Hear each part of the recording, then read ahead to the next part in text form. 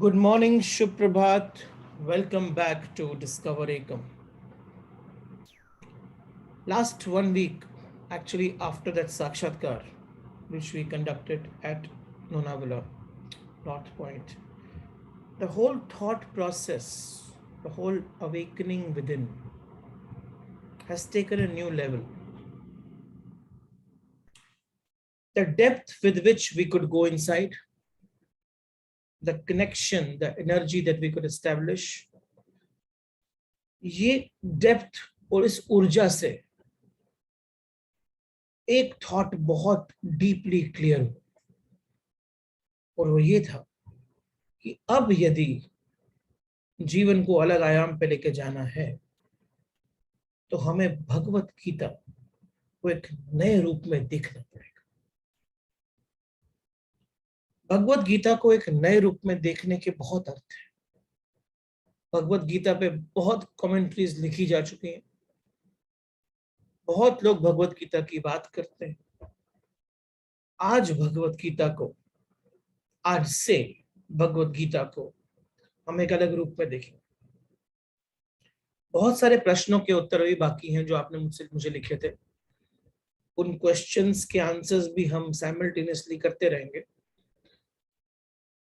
लेकिन भगवत गीता का ये जो आवाज अंदर से आएगी, भगवत गीता का नया रूप लोगों को दिखाना शुरू करो, तो मैं उस आवाज की बात सुनते हुए आज से भगवत गीता को प्रारंभ करूंगा।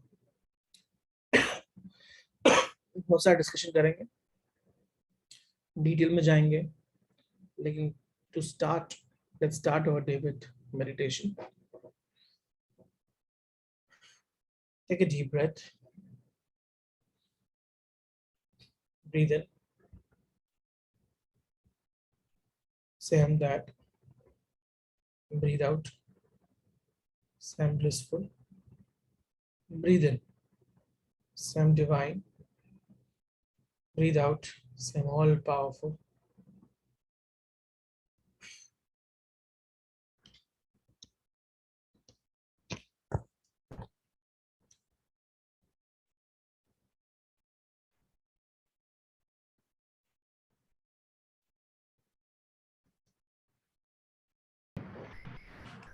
Please stand up for the prayer.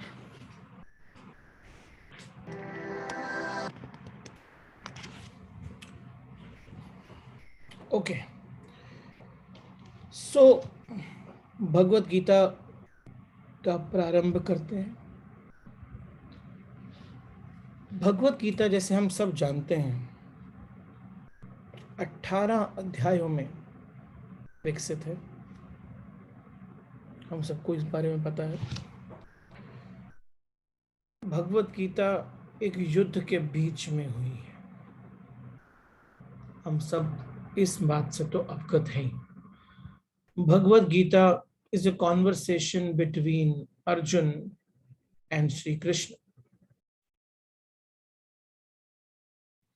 Bhagavad Gita के बहुत सारी कमेंट्रीज मल्टीपल फॉर्म्स में अवेलेबल है, तो उसका पॉजिटिव भी है और नेगेटिव।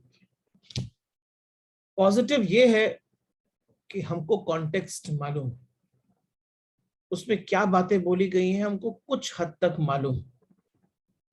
लेकिन नेगेटिव ये है कि हम सब कुछ पुरानी कंसेप्शंस लेके आ जाएंगे और ज्ञान के साथ आएंगे।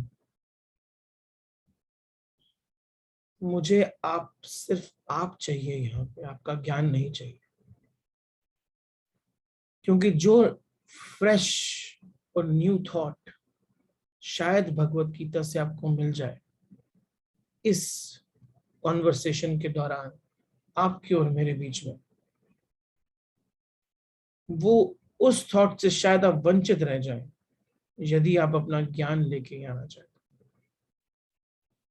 तो भगवत गीता के बहुत सारे कमेंट्रीज, बहुत सारे विचारों को जरा साइड पे रखेंगे और यहाँ पर पूर्ण रूप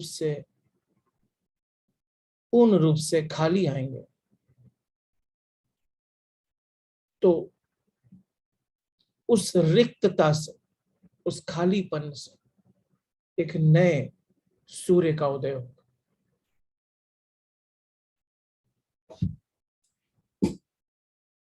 भगवत गीता एक ऐसा ग्रंथ है जिसमें 18 चैप्टर्स के अंदर भगवान श्री कृष्ण ने पूरे मनुष्य जाति को अर्जुन के through,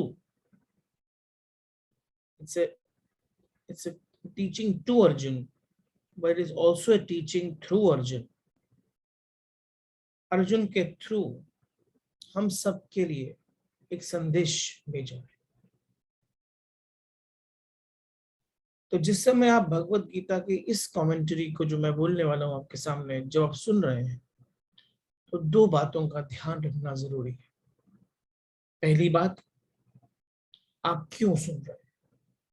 Why are you listening to it?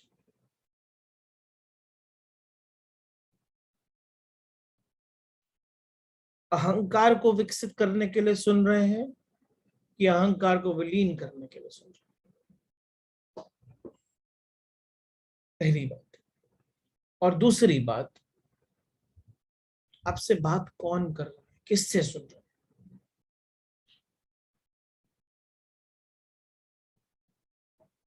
Bhagavad Gita स्वयं श्री कृष्ण अपने शब्दों से आप तक अपना संदेश पहुंचाए।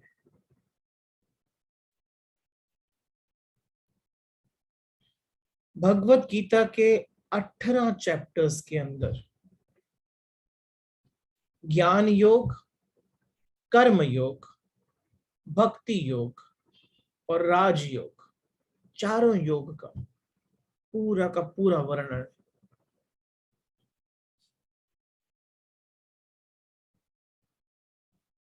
आज हम चैप्टर नंबर 1 से शुरू करें। जितने भी लोगों ने कमेंट्री दी है, यूजुअली इंक्लूडिंग शंकराचार्य, उन्होंने यूजुअली चैप्टर 1 को इग्नोर किया, क्योंकि चैप्टर नंबर 1 सिंपली एक कॉन्टेक्स्ट सेटिंग का चैप्टर है। शंकराचार्य की कमेंट्री तो चैप्टर नंबर 2 श्लोक नंबर 11 से शुरू होती है, यानी पूरा फर्स्ट चैप्टर और फर्स्ट 10 श्लोकास of the second chapter Shankaracharya ji उस पर ध्यान नहीं देते, बिकॉज वो सिर्फ कॉन्टेक्स्ट सेटिंग की बात करते। लेकिन चैप्टर नंबर 1 मनुष्य की वो दशा है जिसको अगर हमने नहीं समझा तो पूरी गीता व्यर्थ पड़ जाएगी। पूरा गीता का ज्ञान जो कि श्री कृष्ण स्वयं अपने शब्दों से दे रहे हैं, वो ज्ञान पूरा व्यर्थ हो जाएगा यदि चैप्टर नंबर 1 को हमने ढंग से नहीं समझा।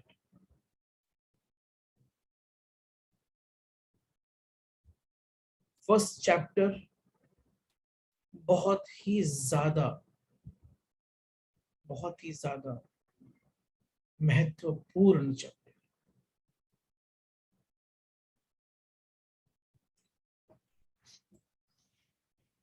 क्या बोलता है फर्स्ट चैप्टर?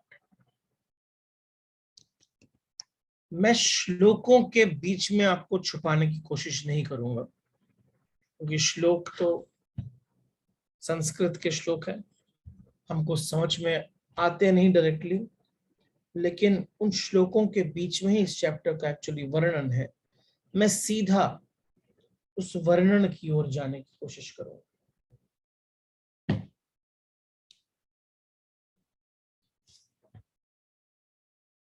फर्स्ट चैप्टर जहां पर संजय, जिनको वेद व्यास जी ने दिव्य दृष्टि दी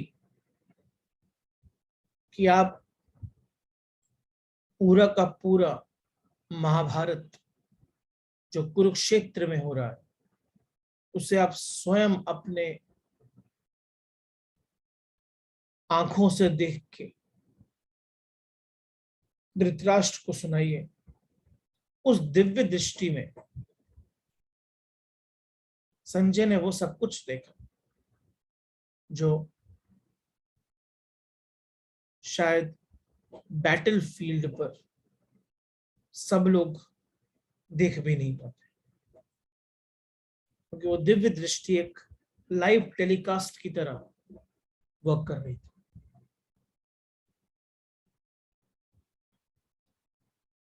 तो संजय धृतराष्ट्र को पूरा का पूरा एक्सप्लेनेशन दे रहे हैं कि वहां पर एग्जैक्टली क्या हो रहा है, और सेटिंग को एक्सप्लेन कर रहे हैं कि एक तरफ कौरवों की सेना है, एक तरफ पांडवों की सेना है।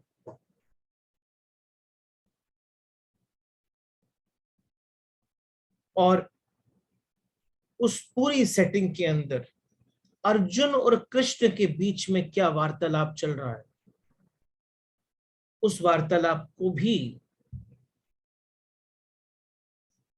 संजय धृतराष्ट्र को एक्सप्लेन कर।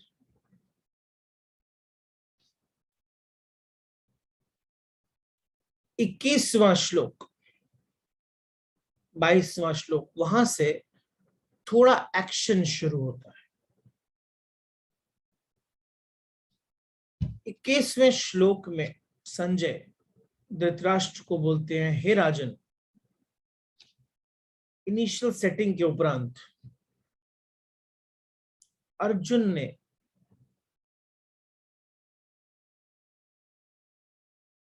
खड़े होकर पुत्रों को देखकर शस्त्र चलाने की तैयारी के समय धनुष उठाकर, अपना गांडीव उठाकर ऋषिकेश श्री कृष्ण से यह वचन कहा, अगर आपको उचित लगे तो हे केशव, मेरे रथ को दोनों सेनाओं के बीच में खड़ा करिए।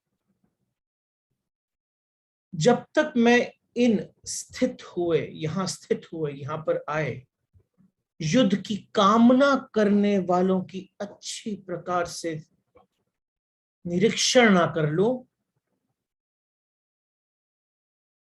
तब तक मुझे युद्ध करना योग्य नहीं लग रहा। निरीक्षण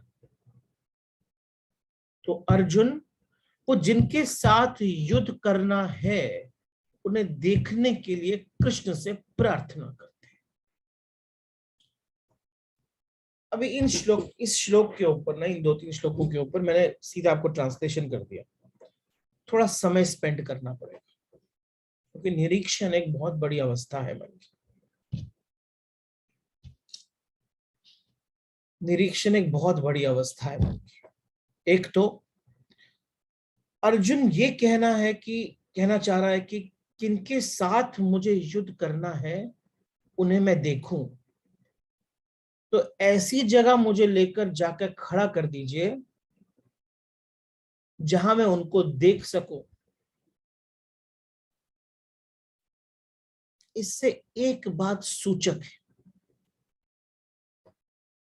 और वो ये है कि युद्ध अर्जुन के लिए ऊपर से आया हुआ एक दायित्व है, भीतर से आई हुई पुकार नहीं,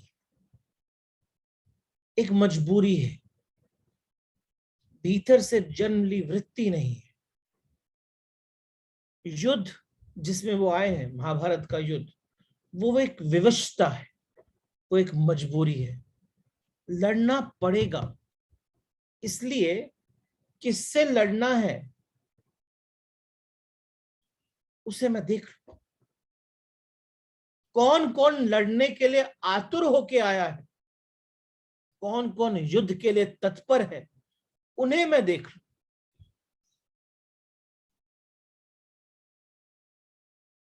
उसने ये नहीं बोला कि मेरे को वहां खड़ा कीजिए जहां पर मैं करेक्ट तरीके से अपने को पोजीशन करके लोगों को मार सकूं।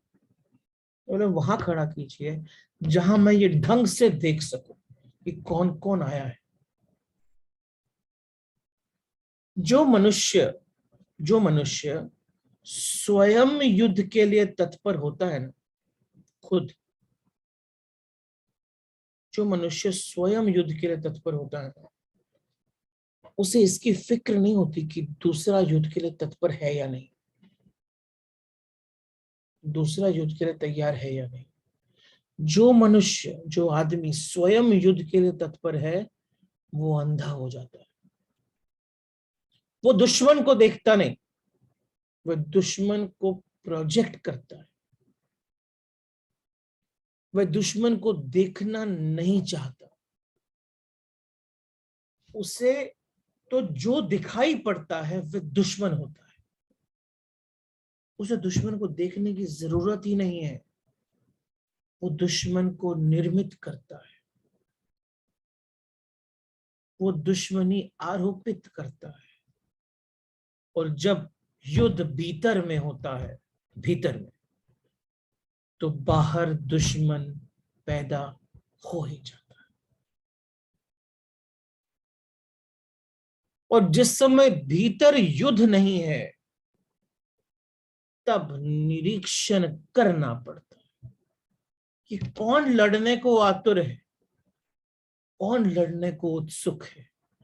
तो अर्जुन कृष्ण को कहते हैं कि मुझे ऐसी जगह, ऐसे परिप्रेक्ष्य के बिंदु पर खड़ा कीजिए जहां मैं उन्हें देख लूं जो लड़ने के लिए आतुर है, जो लड़ने के लिए उत्सुक होकर यहां इकट्ठा हुए हैं। तो पहली बात, अर्जुन के चित्त की दशा समझनी जरूरी है। हम सब कुछ कुछ इसी दशाओं से गुजर रहे हैं। तो फर्स्ट चैप्टर आपके, मेरे, हम सब के आसपास के मनुष्यों की मनोदशा को प्रोजेक्ट करता है। उसके बगैर तो गीता को पढ़ना बहुत डिफिकल्ट है, समझ ही नहीं आएगी, एक फिलॉसफी लगेगी वो। कॉन्टेक्स्ट समझना बहुत जरूरी है। तो पहली दशा, अर्जुन वहां जाके खड़ा होना चाहता है जहां से वो ये देखे कि युद्ध के लिए तत्पर कौन है।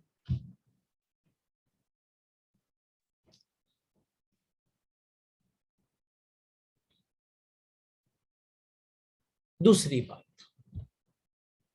जो कि इंपॉर्टेंट है एक वॉर के लिए, जिससे लड़ना है उसे ठीक से पहचान लेना युद्ध का पहला नियम। जिससे भी लड़ना हो उसे ठीक से पहचान लेना, समझ लेना। समस्त युद्धों का, कैसे भी युद्ध हो, जीवन के भीतरी या बाहर, शत्रु की पहचान करना युद्ध का पहला नियम।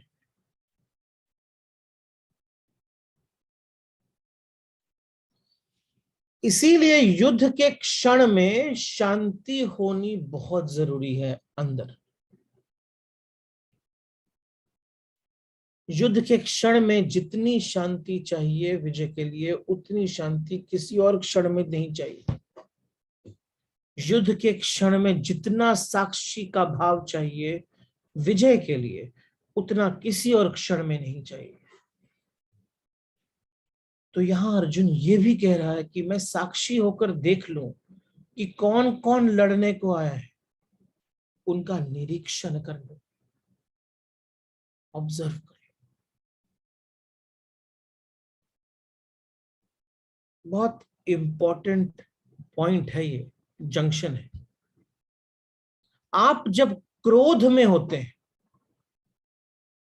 तब ऑब्जर्वेशन कम से कम हो जाती है। जब आप क्रोध में होते हैं तो निरीक्षण कम से कम हो जाता है, तो उसकी क्षमता ही खो जाती है, कैपेसिटी गायब। और जब क्रोध में होते हैं तब भी एक्चुअली में सर्वाधिक निरीक्षण की जरूरत होती है। लेकिन अगर क्रोध है तो निरीक्षण गायब, और अगर निरीक्षण होगा तो क्रोध होता नहीं।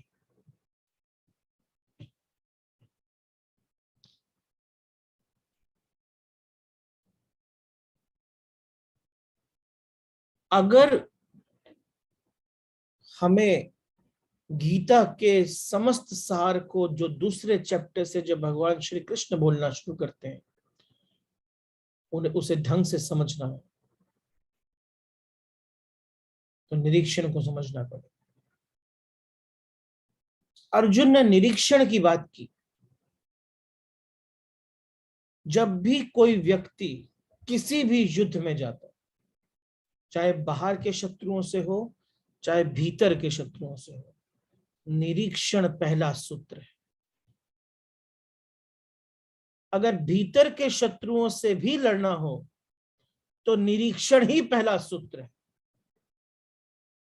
ठीक से पहले देखना पड़ेगा कि किससे लड़ना है।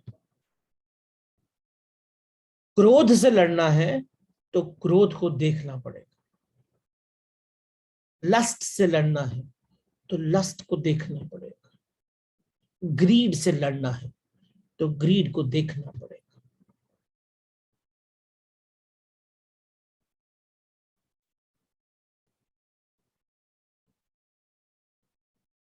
बिना देखे युद्ध प्रारंभ हो ही नहीं सकता विजय के लिए। विचारहीन चित्त, विचारहीन चित्त, जिस चित्त में कोई विचार नहीं होते हैं ना, वो अगर मित्रता भी बनाता है तो शत्रुता होने की क्षमता उसके अंदर इतनी है कि वो मित्र में भी शत्रु ढूंढ लेता है। तो युद्ध उसके लिए एक स्वाभाविक अवस्था बन जाती है।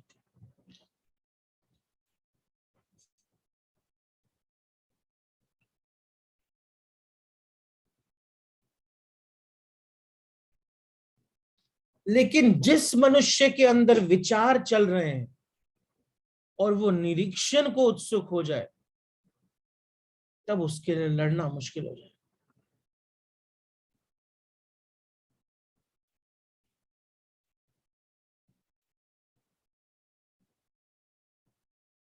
लड़ने के लिए आंखें बंद चाहिए, लड़ने के लिए जूझ जाना चाहिए। निरीक्षण की सुविधा नहीं होनी चाहिए, गीता ना भी पता हो। तो जो आदमी निरीक्षण के तत्व को समझ गया ना, वह इसी सूत्र पे कह सकेगा कि आदमी भरोसे का नहीं है, इसके साथ युद्ध में नहीं जा सकता। ये आदमी युद्ध में डावाडोल हो जाएगा, ये आदमी युद्ध से हट जाएगा। क्योंकि जब देखेगा तो सब इतना व्यर्थ मालूम पड़ेगा, क्योंकि निरीक्षण करते करते ही उसको जीवन की व्यर्थता दिखनी शुरू हो जाएगी।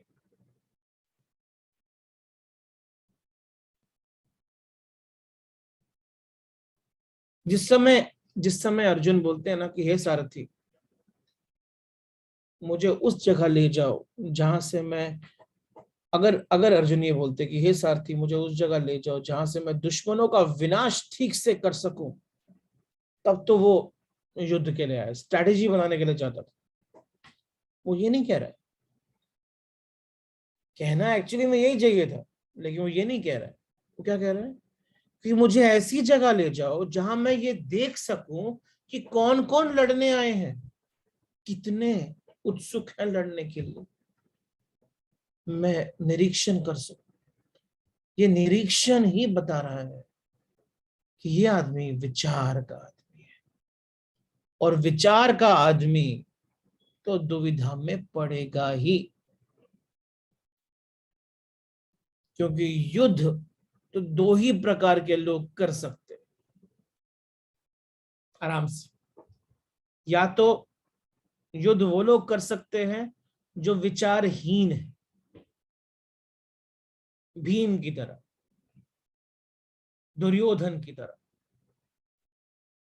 या फिर युद्ध वो लोग कर सकते हैं जो निर्विचार है, कृष्ण की तरह, विचार बीच की अवस्था। विचारहीन विचार के पहले की अवस्था है, युद्ध बहुत आसान हो जाता है, उसमें कुछ करने की जरूरत ही नहीं लगती। ऐसी चित्त की दशा में आदमी हमेशा युद्ध में ही होता है। वो प्रेम भी करता है तो प्रेम उसका युद्ध बन जाता है, वह प्रेम भी करता है तो अंततः घृणा में ही पहुंच जाता है। वो अगर मित्रता भी करता है तो मित्रता में शत्रुता ढूंढ लेता है, क्योंकि शत्रु बनने के लिए पहले मित्र होना जरूरी है। इसलिए बिना मित्र बनाए शत्रु बनना मुश्किल होता है, और विचारहीन आदमी के लिए ये बहुत आसान काम है। अगर वो मित्रता भी बनाता है तो शत्रुता ही निकलती है। एक विचार वाला आदमी यदि विचारहीन आदमी का मित्र बन गया तो विचार वाला आदमी हमेशा विचारहीन आदमी को खुश करने में लगा रहेगा, क्योंकि उसको ये डर लगेगा कि एक भी काम मैंने उसके विपरीत किया तो वो मेरा शत्रु बन जाएगा। जैसे कर्ण और दुर्योधन का रिश्ता ऑब्लिगेशन का रिश्ता बन गया, क्योंकि वहां पर युद्ध हर क्षण पे है। और जब युद्ध हर क्षण में है, जब युद्ध हर क्षण में है, तो विचार वाला आदमी एक विचारहीन आदमी का स्लेव बन जाता है। तो विचारहीन आदमी के लिए युद्ध बहुत आसान है, क्योंकि वो तो हमेशा ही युद्ध की अवस्था में, वो तो लड़ने के लिए आतुर है। किसी ने अच्छी बात भी करी तो उसमें बुरी बात ढूंढ लेता है, वो विचारहीन है। दूसरी सीढ़ी विचार की सीढ़ी, जैसे अर्जुन, क्योंकि विचार सदा डामाडोल है। विचार एक ऐसी स्थिति में है जहां पर वेवरिंग स्थिति है। विचार वाला आदमी कहता है कि निरीक्षण कर लेता हूं, देख तो लूं, समझ तो लूं, फिर युद्ध में उतरो।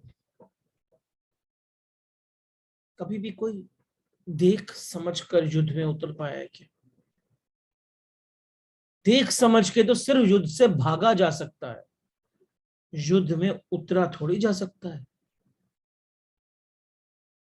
यह दूसरी सीढ़ी। फिर तीसरी सीढ़ी है कृष्ण की सीढ़ी, वो निर्विचार स्थिति है। वहां भी विचार नहीं है, लेकिन वह विचारहीन नहीं है।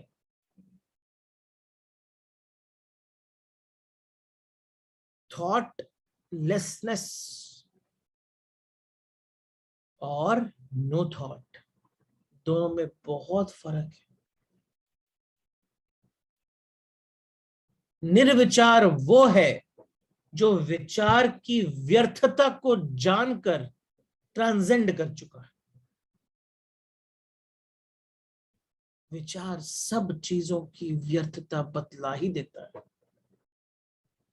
जीवन की भी बता देता है, प्रेम की भी बता देता है, परिवार की भी बता देता है, धन की भी बता देता है, संसार की भी बता देता है, युद्ध की भी बता देता है, सबकी व्यर्थता बता।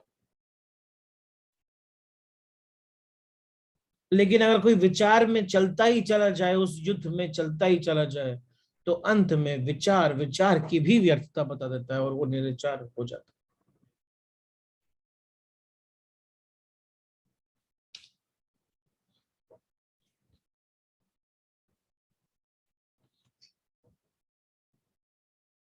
जितना अज्ञानी सरल होता है ना, पशु की तरह, गाय की तरह, उतना ही परम ज्ञानी भी सरल होता है, कृष्ण की तरह।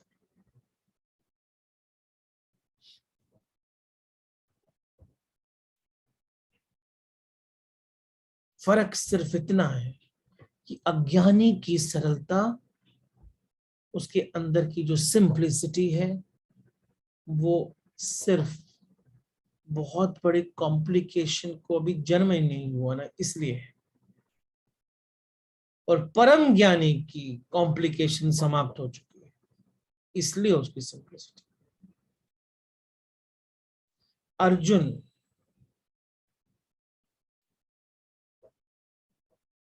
के अंतर्द्वंद की उपस्थिति गीता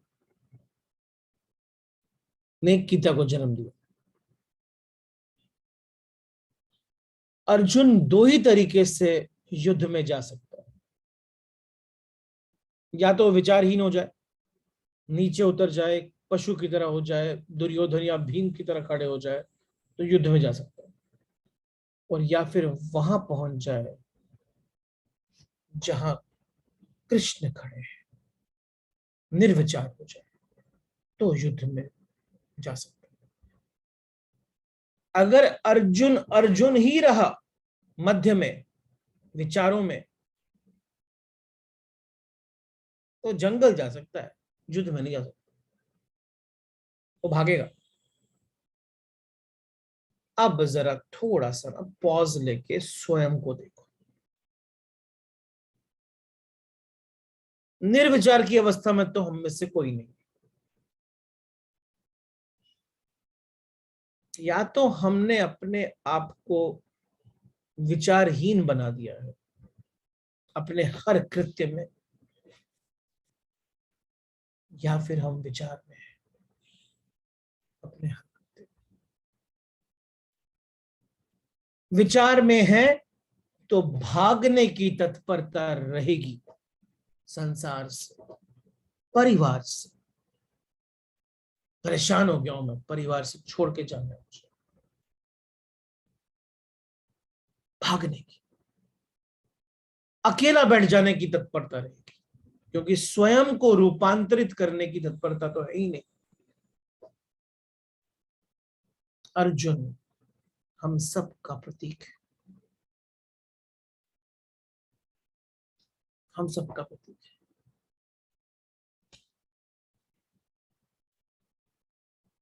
ये जो मैंने अब तक आपसे बात की, ये 21 और 22 श्लोक है चैप्टर नंबर 1, कि जहां अर्जुन उनसे रिक्वेस्ट करते हैं मुझे वहां लेकर जाओ जहां से मैं सब देख सकूं कि कौन कौन उत्सुक है। तो उसके मन की जो दशा है, मैंने वो मन की दशा को आपके सामने प्रस्तुत किया।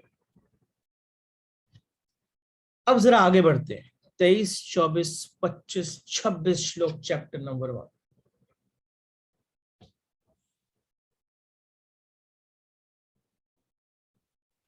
एक्चुअली 29, 30 तक चल जाता है।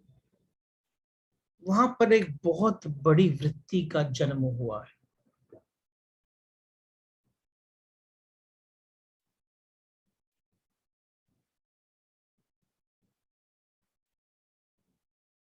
जिस समय अर्जुन बोलते हैं कि मैं दुर्बुद्धि दुर्योधन का युद्ध में जो कल्याण चाहने वाले लोगों हैं,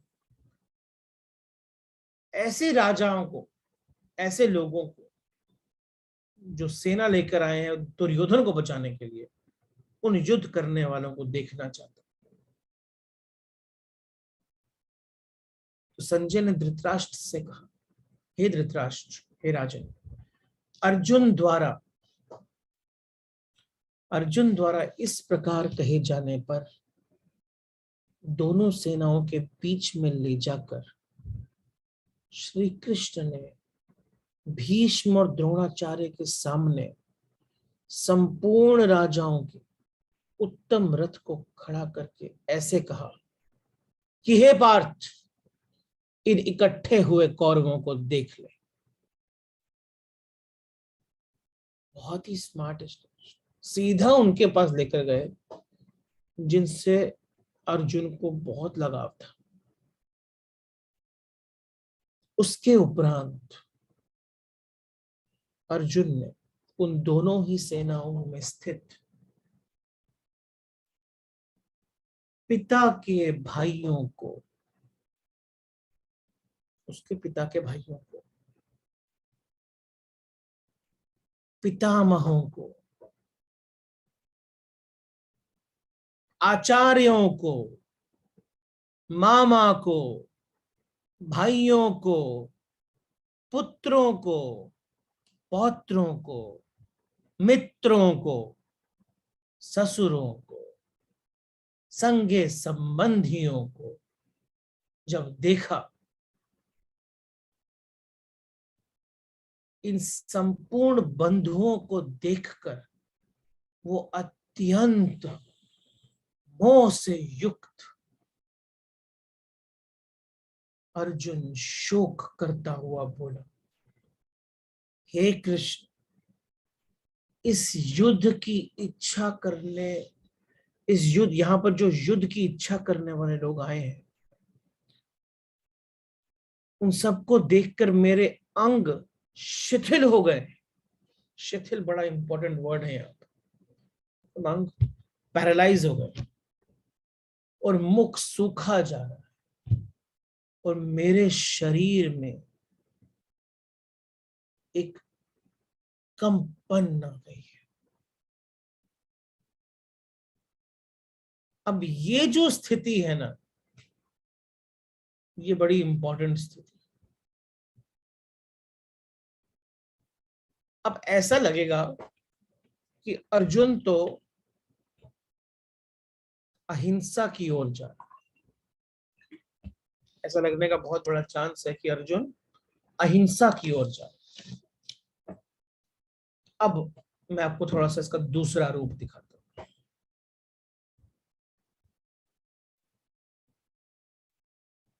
और यहीं पर सबसे बड़ा सत्य सामने आता है। तो पहला सत्य जो हमने एक्चुअली कंक्लूड किया जब अर्जुन ने कहा कि मुझे निरीक्षण करना है, तो हमको समझ में आया कि विचार, विचारहीन और निर्विचार, तीन प्रकार की स्थितियां होती हैं। अब जब वो वहां खड़ा हो गया और देखा कि यहां तो कौन कौन आए हुए हैं, उनको देखकर उसकी सारी बॉडी पैरालाइज हो गई। क्यों हो गई? क्यों हो गई? अर्जुन कोई युद्ध से पीड़ित तो है नहीं, युद्ध से विरोधी भी नहीं है, हिंसा के संबंध में उसकी कोई ऐसी कोई स्पेसिफिक, उसके कोई अगेंस्ट तो है नहीं वायलेंस के। वो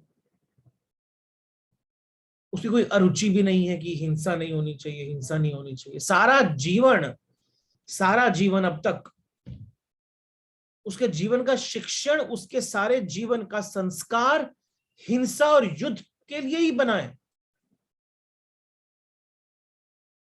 लेकिन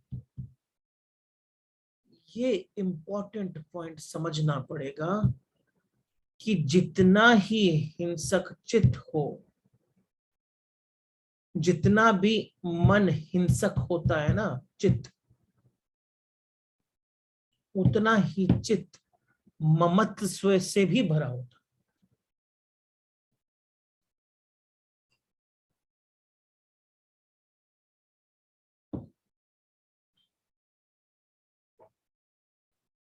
स्टेटमेंट है ये, बहुत इंपॉर्टेंट। जितना चित्त हिंसक होता है, उतना ही वो ममत्व से भरा होता है। हिंसा और ममत्व यानी मोह साथ साथ जीते हैं। अहिंसक चित्त ममत्व के बाहर हो जाता, बड़ा ऑपोजिट हो गया। तो देखिए, अब ध्यान से समझना जरूरी है।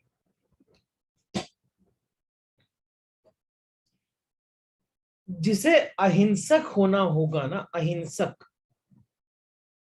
उसे मेरे का भाव छोड़ देना पड़ेगा। क्योंकि मेरा ये भाव ही हिंसा है। क्योंकि जैसे ही मैं कहता हूं मेरा, वैसे ही जो भी मेरा नहीं है उसके मैं अगेंस्ट हो जाता हूं। जैसे ही मैं कहता हूं मित्र, वैसे ही मैं किसी को शत्रु बना देता हूं। जैसे ही मैं की सीमा खींचता हूं, वैसे ही मैं परायों की सीमा भी खींच लेता हूं। समस्त हिंसा अपने और पराय के बीच खींची हुई सीमा से पैदा होती है।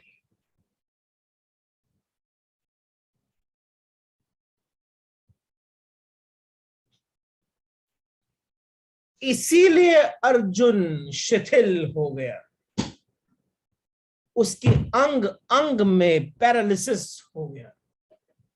इसलिए नहीं हुआ कि युद्ध से वह विरक्त था, इसलिए नहीं हुआ कि युद्ध के अंदर जो हिंसा होने वाली है वो हिंसा से कुछ घबरा गया। इसलिए नहीं हुआ कि अहिंसा का कोई आकर्षण उसको पकड़ लिया, बल्कि इसलिए हुआ कि के ही दूसरे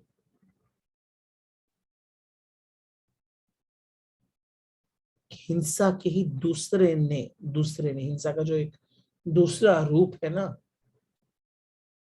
उसके उसने उसके चित्त को पकड़ लिया।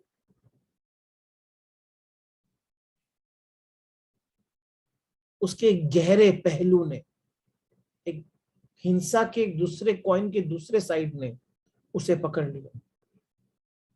हिंसा का जो बुनियादी आधार है उसने चित्त को पकड़ लिया।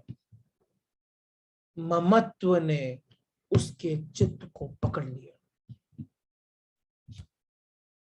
ढंग से समझना पड़ेगा इस बात को। आपके जीवन की जितनी हिंसाएं हैं ना, वो ममत्व के कारण है। आज मेरे बच्चे जितना मुझे सुख देते हैं ना, वही मेरे बच्चे आपको दुख देते हैं। ममत्व, ममत्व हिंसा का ही रूप। इसे नहीं समझेंगे ना तो पूरी गीता को समझना कठिन है। जो इसे नहीं समझा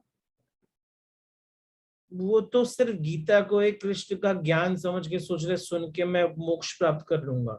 गीता मोक्ष मोक्ष शास्त्र है। गीता मोक्ष शास्त्र है, लेकिन उसको समझना पड़ेगा। उसको उसको मोक्ष शास्त्र समझने के लिए पहले स्वयं कहाँ बैठे हो ना, उसको समझना पड़ेगा कि मैं आज कहाँ हूं। आज आपने एक सीमा बना ली है। सीमा के इस पार मेरा, सीमा के उस पार पराया। और क्योंकि अभी अर्जुन सीमा के इस पार है और युद्ध पराय से नहीं है, मेरे से है, इसलिए शिथिल हो गया।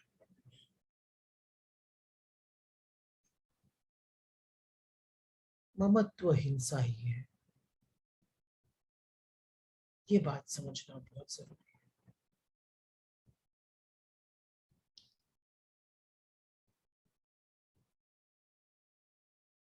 नहीं तो पता क्या लगेगा, नहीं तो लगेगा कि अर्जुन अहिंसा की तरफ जा रहा है और कृष्ण उसको हिंसा कराने में आतुर है। ये बात समझना बहुत जरूरी है कि जो अहिंसा की तरफ जाएगा उसे कृष्ण हिंसा की तरफ कभी झुकाना नहीं चाहेंगे। चलो फॉरगेट, चाहेंगे तो दूर की बात है। जो अहिंसा की तरफ झुकता होगा ना, उसे कृष्ण चाहे भी तो भी हिंसा की तरफ नहीं झुका सकते। लेकिन अर्जुन अहिंसक और अहिंसा की तरफ रत्ती भर भी नहीं जा रहा है। अर्जुन का चित्त, उसका मन हिंसा के गहरे आधार पर जाके अटक गया है। वह हिंसा का आधार है उसे दिखाई पड़ रहे हैं अपने ही लोग, प्रियजन, संबंधी। अगर वहां पर प्रियजन या संबंधी नहीं होते तो अर्जुन ब्रह्मास्त्र चलाने के लिए भी चुकता नहीं था, कुछ नहीं कंपन होती थी। अपने थे, इसलिए थोड़ी सी नहीं मालूम पड़ रही है। पराए होते ना तो भेड़ बकरियों की तरह काट चुका, मालूम भी नहीं, मालूम भी नहीं। अहिंसा केवल उनके ही चित्त में पैदा होती है जिनका अपना पराया मिट गया। अर्जुन जो संकट ग्रस्त हुआ है ना, उसका चित्त जो संकट में डूबा है ना, ये अहिंसा की तरफ आकर्षण से नहीं डूबा है, वो हिंसा के ही मूल आधार पर पहुंचने के कारण डूबा है।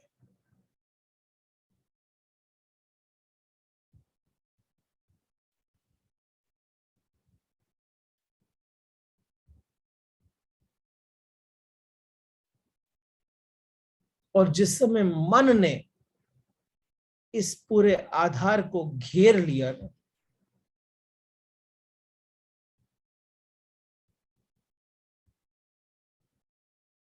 उस समय शरीर ने साथ छोड़ दिया। आपका शरीर मन का अधीन है, मन शरीर का अधीन नहीं है। ये बात मैं जानबूझ के क्यों बोल रहा हूं, क्योंकि आजकल जो बाहर चल रहा है ना कि आपके शरीर को ठीक करके मन को ठीक किया जा रहा है, वो पॉसिबल ही नहीं है किसी भी हालत में। डिप्रेशन मन में होता है, शरीर में नहीं होता है। आधार जो डिप्रेशन का आधार है ना, वो मन का वेलनेस है, वो शरीर की इलनेस के कारण नहीं है। शरीर की इलनेस, शरीर की इलनेस मन की वेलनेस को खराब नहीं करती है, मन की इलनेस शरीर की वेलनेस को खराब करती है। मन अगर वेलनेस की तरफ गया तो शरीर ऑटोमेटिकली वेलनेस की तरफ चला जाएगा। यहां पर अर्जुन का मन साथ छोड़ दिया तो ऑटोमेटिकली शरीर ने साथ छोड़ दिया। ऐसा थोड़ी है कि उसका शरीर इस समय पैरालाइज हो गया, बिल्कुल ठीक है सब कुछ, बस मन साथ छोड़ दिया।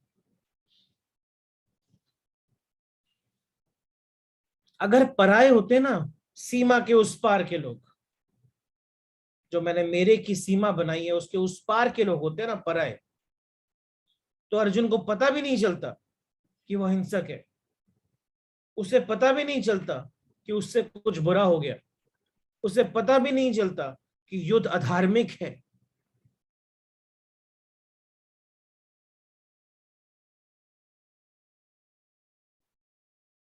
उसके धनुष पर बाण आ जाता ऑटोमेटिकली, उसके हाथ पर तलवार आ जाती ऑटोमेटिकली,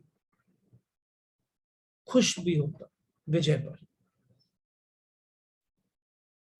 लेकिन वो एकदम उदास है इस समय, और उस उदासी का कारण चित्त की हिंसा का मूल आधार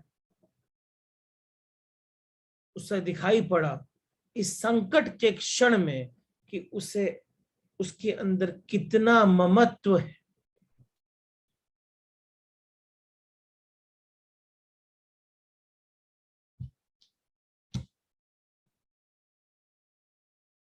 काश, काश अर्जुन ने ये कहा होता युद्ध व्यर्थ, हिंसा व्यर्थ, तो गीता लिखी नहीं जाती। लेकिन उसने कहा अपने ही लोग इकट्ठा हैं, उन्हें मारने के विचार से मेरे अंग शिथिल हो जाते हैं। असल में एक्चुअली देखा जाए जिसने अपने जीवन के भवन को, जिसने भी अपने जीवन के भवन को अपनों के ऊपर बनाया है ना, उन्हें ऐसे क्षणों में, उनके ऐसे क्षणों में अंग शिथिल होने ही है। मृत्यु होती है पड़ोस में, छूता भी नहीं है मन, बेचारा मर गया, ऐसा बोल देते, आई एम सो सॉरी। घर में होती है तो ऐसा बोल सकते हैं, आई एम सो सॉरी? इतना कहकर तो काम खत्म नहीं होता, तब छूती है। क्योंकि जब घर में होती है तब अपना कोई मरता है सीमा के इस पार का। जब सीमा के इस पार का मरता है तो जिसके ऊपर मैंने अपना भवन बनाया था, तो भवन का एक अंग टूट जाता है, तो हम भी मरते, हमारा भी एक हिस्सा मरता है। और जब हमारा एक हिस्सा मरता है, हमारा, हमने जो उस हिस्से में इमोशनल इन्वेस्टमेंट किया था, वो मरता है। हमने अपना कुछ अंग भी उसमें लगाया था, वो मरता है। उसकी जिंदगी से हमें भी कुछ मिलता था, वो मरता है। हमारे मन के भी किसी कोने को उस आदमी ने भरा हुआ था, वो मरता है। इसीलिए रोना आता है। पत्नी मरती है तो पति भी मरता है, पिता मरता है तो पुत्र भी मरता है, क्योंकि ये जो रिश्ता है वो एक इमोशनल इन्वेस्टमेंट है, वो इस तरफ का भाग है। मेरा जीवन अपनों के ऊपर आधारित है, मेरा पूरा भवन अपनों पे बनाया हुआ है। ये इस भाव ने अर्जुन को शिथिल कर दिया।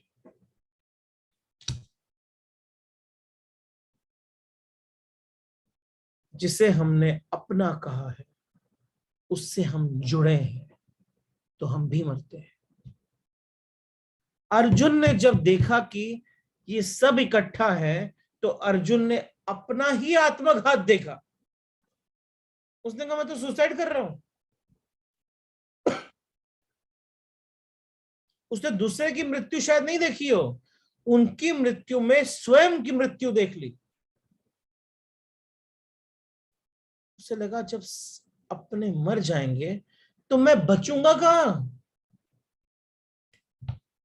थोड़ा सोचने जैसा है, मैं कहां बचूंगा।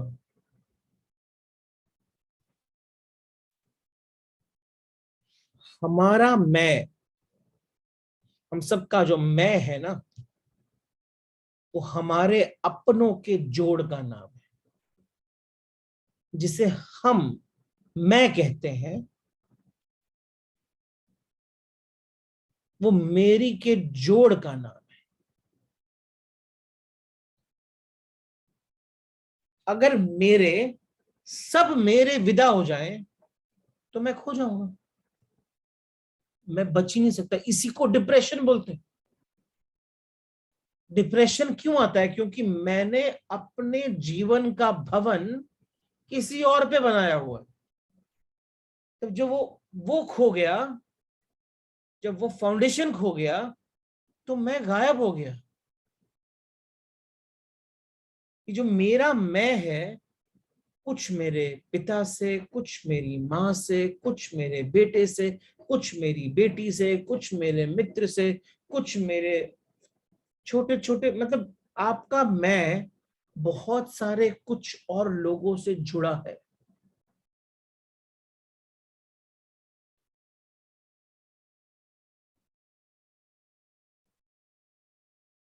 बात थोड़ी आगे भी चलते हैं। आपका मैं सिर्फ उनसे नहीं जुड़ा है जिनको आप अपना बोलते, जो पराये हैं उनसे भी जुड़ा है कहीं। जब मेरा शत्रु मरता है तब भी तो मेरा मैं मरता है, क्योंकि मेरा शत्रु गया, अभी शत्रु कहां से ढूंढूंगा। उस शत्रु के होने से मेरे जीवन को कोई एक व्यर्थता, सॉरी, सार्थकता मिली हुई थी, अब व्यर्थ मालूम पड़ता है, तुम शत्रु बनाने बढ़ जाते। शत्रु भी मेरी जिंदगी को कुछ देता है। तो ये जो भाव अर्जुन ने पकड़ा है वो मैं का भाव।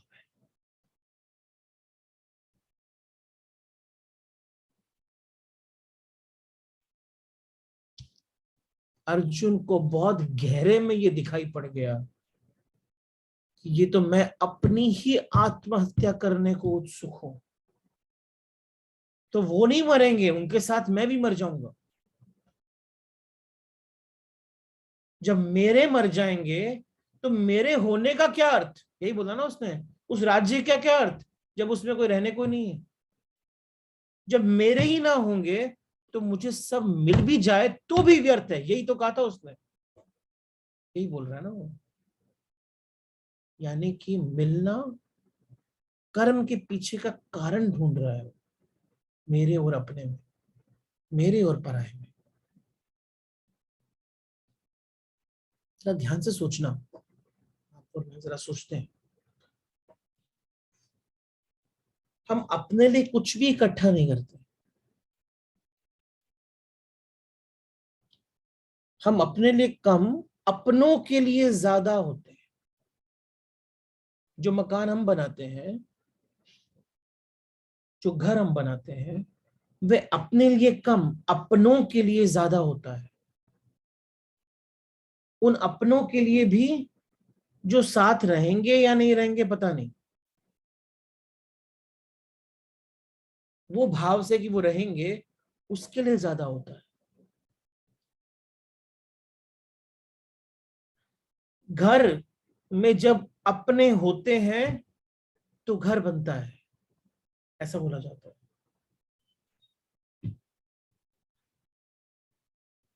ये घर उन परायों के लिए भी बनाया गया है जो जलेंगे ईर्ष्या में।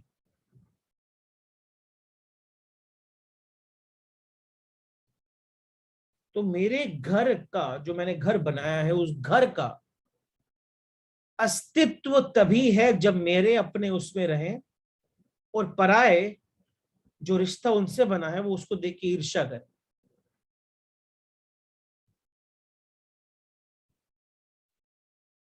अगर इस पृथ्वी का सबसे सबसे श्रेष्ठ भवन भी तुमको मिल जाए ना, और उसमें अपने ना हो और दूसरे उसको इंडिफरेंट रहे, तो अचानक मुझे ऐसा लगेगा कि वो भवन झोपड़ी से भी बदतर हो गया है। क्योंकि वो पैलेस तो सिर्फ एक फसाड है, दिखावा। आप जो कपड़े पहनते हैं वो अपने शरीर को ढकने से कम दूसरों को दिखाने के लिए ज्यादा होता है, दूसरों की आंखों के लिए ज्यादा होता है।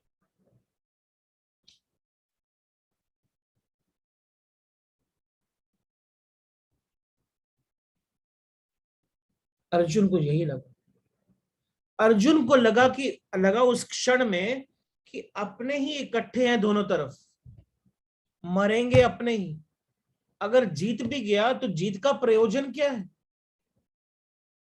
जीत के लिए जीत तो नहीं चाहिए।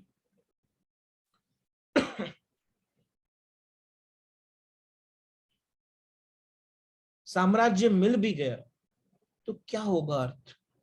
कोई अर्थ नहीं होगा। ये जो अर्जुन का मन विषाद से गिर गया है, पहले चैप्टर को विषाद योग बोला गया, ये जो अर्जुन का मन पूरा विषाद से गिर गया है, वो ममत्व का एक रूप है। ये विषाद हिंसक चित्त का है। इस विषाद के कारण ही कृष्ण को इतने धक्के देने पड़े अर्जुन को कि जाग।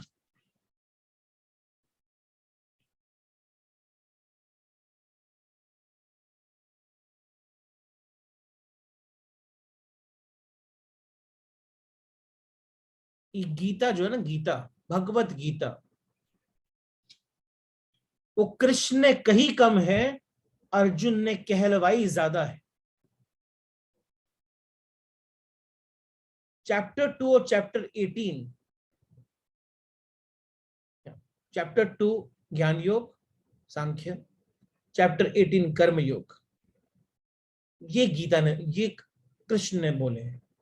बाकी के 16 चैप्टर, पहला चैप्टर तो अर्जुन ही खाली बोल रहा है, बाकी के 15 चैप्टर 2 और 18 के बीच में, वो तो कृष्ण से कहलवाए गए हैं।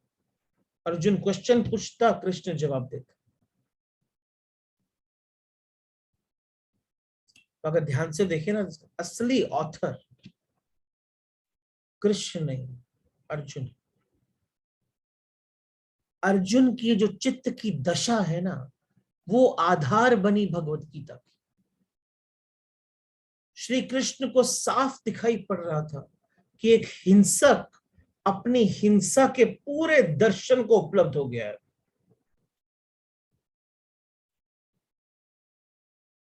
और अब हिंसा से भागने की बातें कर रहा है, क्योंकि वो भागने का कारण भी हिंसक चित्त। अर्जुन की दुविधा अहिंसक चित्त की दुविधा नहीं है, अर्जुन की दुविधा हिंसा से भागने की दुविधा नहीं है, अर्जुन की दुविधा हिंसक की हिंसा से भागने की दुविधा है।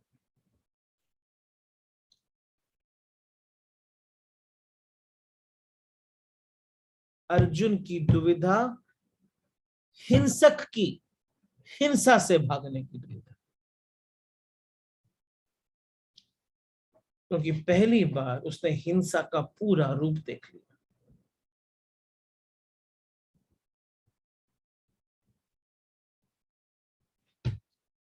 मेरे अपने,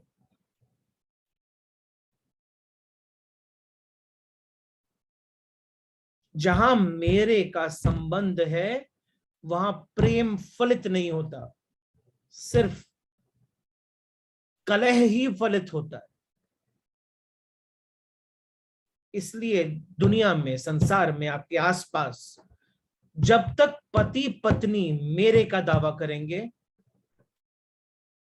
बाप बेटे मेरे का दावा करेंगे, तब तक इस दुनिया में, इस संसार में बाप बेटे, पति पत्नी के बीच कलह ही चलता रहे, मैत्री नहीं हो पाएगी। मेरे का दावा, मैत्री का विनाश।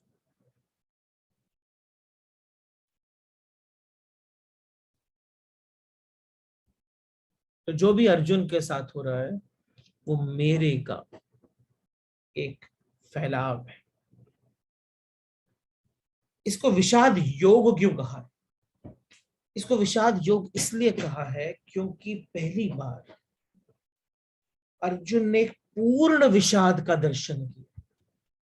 हमारे विषाद जो होते हैं ना, दुख, वो भी बड़े अपूर्ण होते हैं। अपूर्ण विषाद में भी कुछ नहीं होता।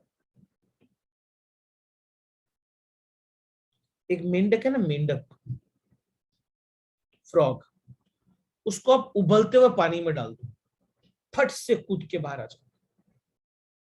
अर्जुन के साथ यही हो गया, वो उबलते हुए पानी में आ गया, अब वो भागने की सोच रहा है। विषाद ने इतना घेर लिया। अब दूसरा, उस मेंढक को पहले ठंडे पानी में डालो, फिर धीरे धीरे टेम्परेचर बढ़ाओ, धीरे धीरे। जो स्थिति उबलते हुए पानी की एक क्षण में डाली थी, उसको 24 घंटे में लेकर आओ, फ्रॉग भागेगा नहीं। हम सब वैसे फ्रॉग हो गए। हमको हमको इस फिसाद की आदत पड़ गई। धीरे धीरे धीरे धीरे धीरे धीरे धीरे धीरे धीरे धीरे धीरे धीरे हमने अपने को एडजस्ट कर लिया इस टेम्परेचर से।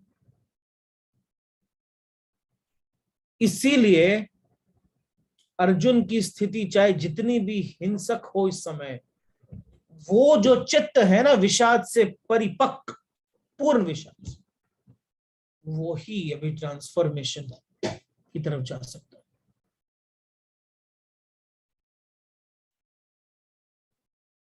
अब क्वेश्चन यहां पर वापस से वही आता है बार बार से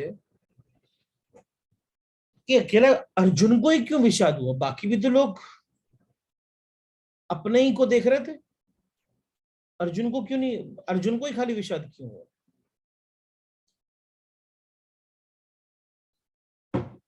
दुर्योधन भी था, भीम भी था, युधिष्ठिर भी था, उस तरफ कौरव की सेना थी, भीष्म थे, उनको विषाद क्यों नहीं?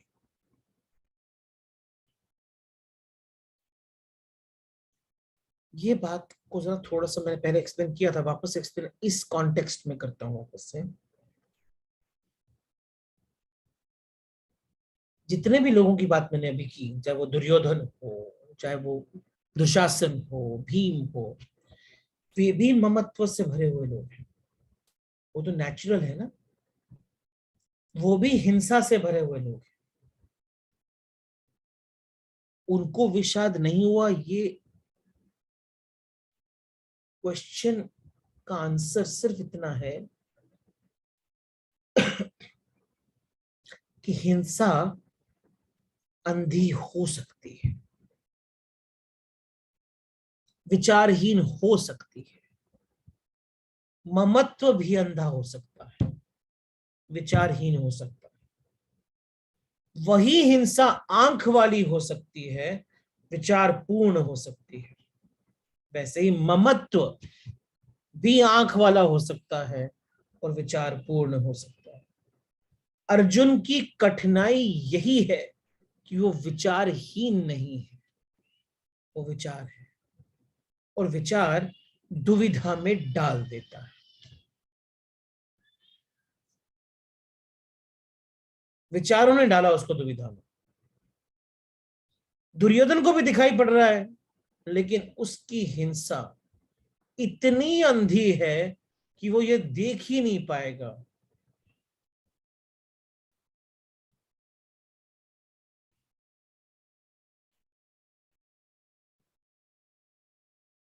कि जिनको मार दूंगा ना हिंसा में, उसके बाद हिंसा भी व्यर्थ हो जाएगी, वो देख ही नहीं पाएगा, अंधेपन में ये दिखाई पड़ेगा ही नहीं उसको। अर्जुन अंधा नहीं है, बस यही दुविधा है उसको। इसलिए अर्जुन उस युद्ध के स्थल पर विशेष कैरेक्टर है। विशेष क्यों? क्योंकि जीवन की तैयारी उसी उसी की है जो विचारों में पूर्ण है। दुर्योधन की है कि नहीं पता नहीं, दुर्योधन तो इस समय अंधेपन में है, वो तो जीवन को देख भी नहीं पा रहा।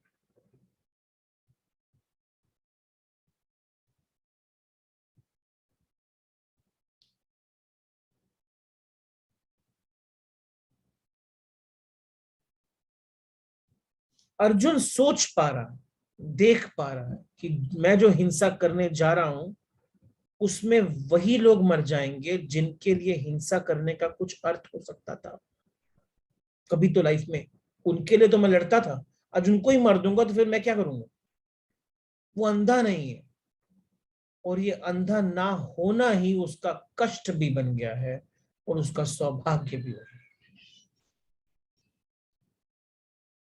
अंधा नहीं है, ये उसका कष्ट जो कि विषाद के रूप में आया है। दुर्योधन कष्ट में नहीं है, दुर्योधन के लिए युद्ध एक रस है, अर्जुन के लिए युद्ध एक संकट है, कष्ट हो गया है, सौभाग्य नहीं है। यदि वह इस कष्ट को पार हो जाता है तो निर्विचार में पहुंच जाए, और अगर इस कष्ट को ढंग से पार गया तो परमात्मा में समर्पण को पहुंच जाएगा।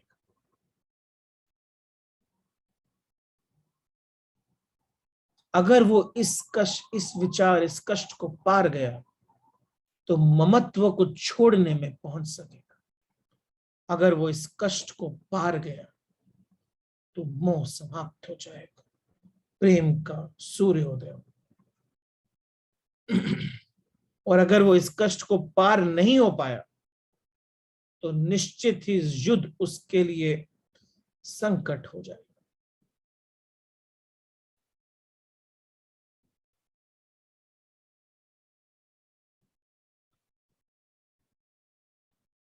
उसका व्यक्तित्व दो खंडों में टूट जाएगा, या तो भाग जाएगा या लड़ेगा इस तरीके से बिना मन के कि हारी जाएगा।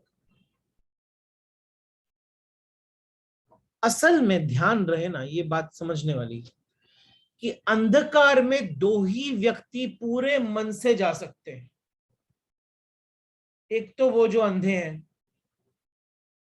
क्योंकि उसे अंधकार और प्रकाश में कोई अंतर दिखता ही नहीं, और एक वो जिनके पास आत्मिक प्रकाश है, क्योंकि तब अंधेरे को उनके होने से ही, उनके होने के कारण अंधेरा मिट जाता। तो अर्जुन या तो दुर्योधन जैसा हो जाए, नीचे गिर जाए, विचार से विचारहीन में हो जाए तो युद्ध में चला जाएगा, या कृष्ण जैसा हो जाए, विचार से निर्विचार में पहुंच जाए, इतना ज्योतिर्मय हो जाए, इतना ज्योति से भर जाए अपने अंदर कि देख पाए कि कौन मरता है, कौन मारा जाता है, देख पाए कि ये जो सब हो रहा है वो स्वप्न है, ज्यादा कुछ नहीं। या तो इतने बड़े सत्य को देख पाए तो युद्ध में जा सकेगा, या इतने बड़े असत्य को देख पाए कि हम उनको ही मारकर आनंद में उपलब्ध हो जाए जिनके लिए मारने की चेष्टा कर रहा हूं, तो दुर्योधन के असत्य में उतर जाए तो ही जा पाएगा। तो या तो वो दुर्योधन के असत्य में उतर जाए तो अर्जुन निश्चित होगा, या कृष्ण के सत्य में पहुंच जाए तो अर्जुन निश्चित होगा। नहीं तो अनिश्चित अवस्था में जो युद्ध होगा वो सिर्फ और सिर्फ हारने के लिए। अर्जुन एक तनाव है, और ये पूरा का पूरा जो भी आपके सामने प्रकट हुआ है वो तनाव की स्थिति ही है। अर्जुन मनुष्य का प्रतीक है, दुर्योधन पशु का प्रतीक है, कृष्ण परमात्मा के प्रतीक है।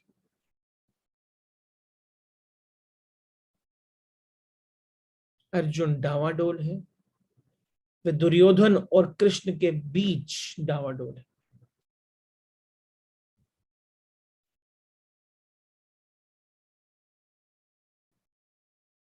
अगर वह दुर्योधन हो जाए तो एक गाय की तरह हो जाएगा, पशु की तरह। ये कृष्ण की तरह हो जाए तो सब कुछ व्यर्थ मालूम पड़ेगा और सार्थकता का वास्तविक रूप दिख जाएगा।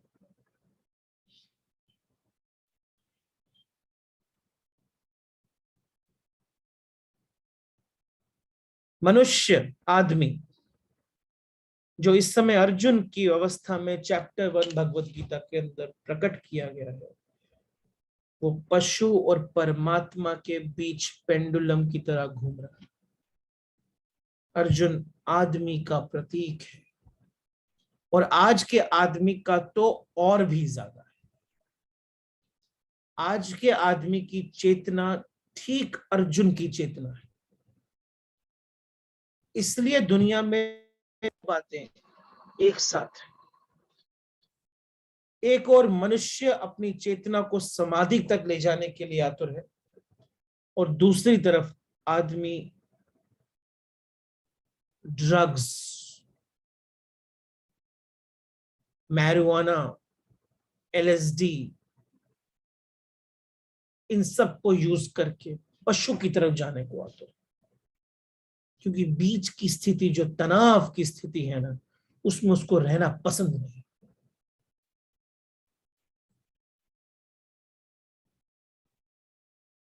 रिलीजन भी उनके लिए एक ड्रग का ही काम कर रहा है।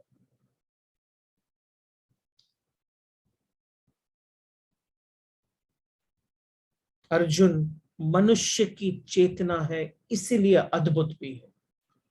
गीता इसलिए अद्भुत है कि वह मनुष्य की बहुत आंतरिक मनस्थिति का आधार है। मनुष्य की आंतरिक मनस्थिति, अर्जुन के साथ कृष्ण का जो संघर्ष है पूरे समय, वह जो अर्जुन के साथ कृष्ण का संवाद है या विवाद है, वह जो अर्जुन को खींच खींच कर परमात्मा की तरफ लेने जाने की चेष्टा है, अर्जुन वापस शिथिल हो जाता है, वो वापस खींचते हैं।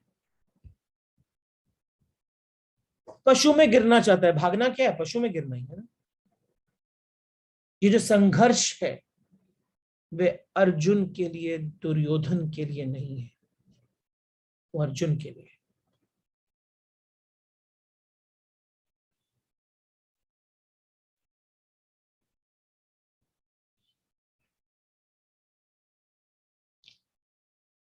हम में से जो दुर्योधन की तरह है ना, वे निश्चित है, वो मकान बना रहे,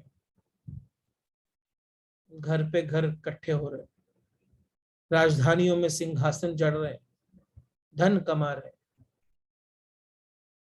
हम में जो भी अर्जुन की तरह है वो बेचैन है, परेशान है। वो बेचैन है इसलिए कि जहां है वो जगह घर बनाने योग्य नहीं।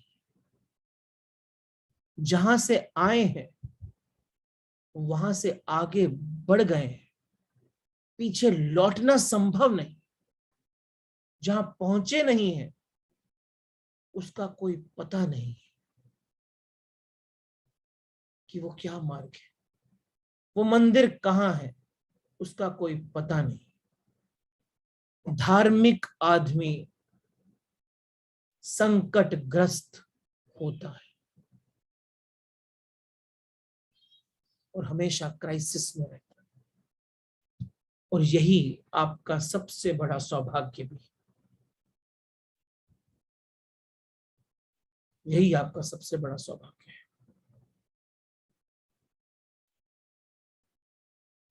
यही बात है कि द्वंद की स्थिति में, द्वंद की स्थिति में अर्जुन का जो, अर्जुन जिस तरीके से सिंबॉलिक होके हमारे सामने आते हैं, वो द्वंद की स्थिति मनुष्य की स्थिति है।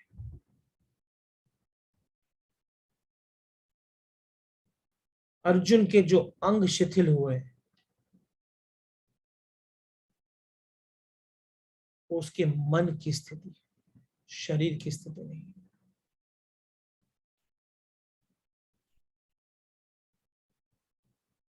जंगल जंगल ढूंढ रहा है, जंगल जंगल ढूंढ रहा है मृग अपनी कस्तूरी को। कितना मुश्किल है तय करना खुद से खुद की दूरी को। जो जो विषाद पकड़ के बैठा है ना, वो योग का रूप ले लिया। विषाद की चरम सीमा पे पहुंचने का वर्णन है चैप्टर नंबर 1। और जब विषाद पूर्ण होता है, जब विषाद पूर्ण होता है, तभी वो योग का मार्ग बनता है। हमारा तो विषाद भी पूर्ण नहीं, विषाद को भी पूर्ण करो। और जब विषाद पूर्ण होगा तभी योग का रूप बन पाएगा। अर्जुन ने पूरा विषाद को पूर्ण किया, फिर उस विषाद को स्वयं श्री कृष्ण के सामने समर्पित कर दिया। बोला कि अब बताओ क्या करो। ऐसा नहीं कि ये जो बातें, वेदांत की बातें अर्जुन ने नहीं पढ़ी, उसने ही पढ़ी हुई थी, लेकिन उसे कुछ समझ में नहीं आ रही थी, प्रैक्टिकली दिख नहीं रही थी, क्योंकि वो इस समय ममत्व की सीमा बना के बैठ गया था। मेरे पराये के बीच में फंस गया था। धर्म अधर्म के बीच में फंस गया था, हिंसा अहिंसा के बीच में फंस गया था। लेकिन उसको ये नहीं समझ में आया कि वास्तविक उत्तर तो द्वंद्व में है ही नहीं, वो तीसरे छोर पर है जहां कृष्ण बैठे। आसक्ति विरक्ति में है नहीं, अनासक्ति में है, राग द्वेष में है नहीं, वितराग में है, सुख दुख में है नहीं, आनंद में है, ज्ञान अज्ञान में नहीं, तो स्वयं पूर्ण सच्चिदानंद में है। जो अर्जुन की स्थिति है वो उस मृग की स्थिति के बराबर है कि वो उस समय समझ पाया कि जंगल जंगल ढूंढ रहा है, मृग अपनी कस्तूरी को कितना मुश्किल है तय करना खुद से खुद की दूरी। ये है चैप्टर 1। वास्तविक कृष्ण का ज्ञान चैप्टर 2 से शुरू होता है, जिसको हम नेक्स्ट टाइम से देखेंगे। Let's take up some questions now.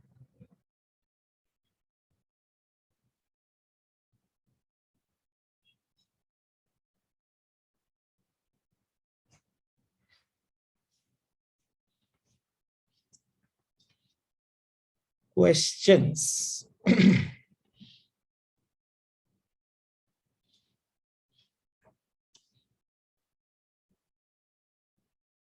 Good morning. Yeah, can you hear? Yes, sir. Good morning, Rohit. Wow. See, you ask for questions and you always make make us blank. The thing is, we are also thinking of Krishna, wanting to be on that path. पशु और परमात्मा के बीच में pendulum की तरह झूलते भी हैं, can't deny.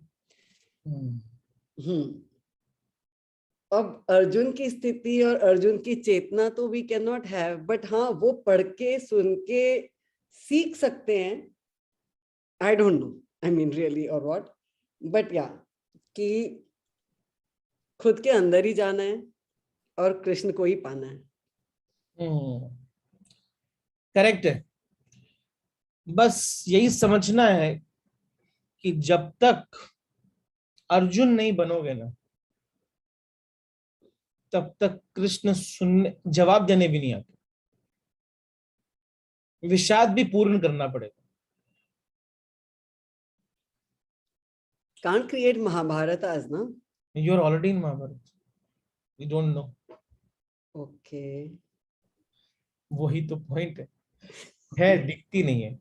हम इतने यूज्ड टू मेंढक की तरह हो गए ना, हमको In the gradually heating water. हमको अपना टेम्परेचर बराबर कर दिया वाटर के. Okay. हम कह रहे हैं कहाँ है महाभारत ही नहीं है. सोचते रहो. Thank you. साक्षात्कार was so amazing. Totally enjoyed it. अभी तक उसका असर गया नहीं है. Still in that aura of that divine and spiritual people, company, all the information given by you. Thank you so much.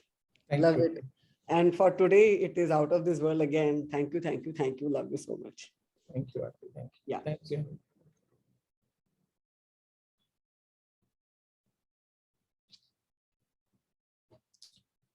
Ji Poona ji, can you hear me? I think we can't hear you.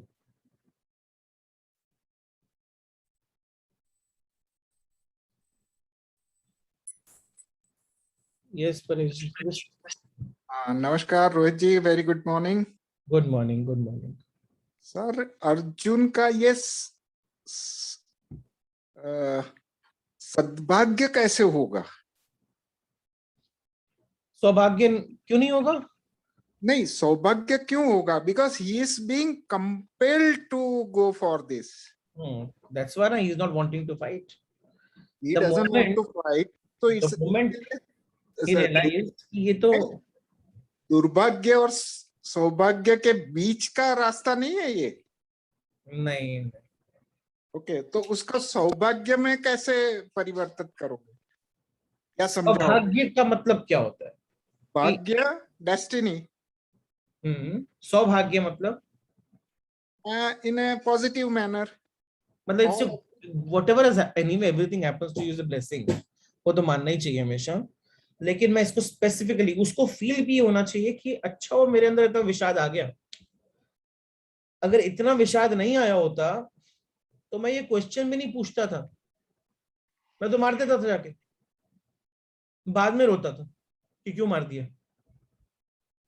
मारने से पहले रो रहा हूं,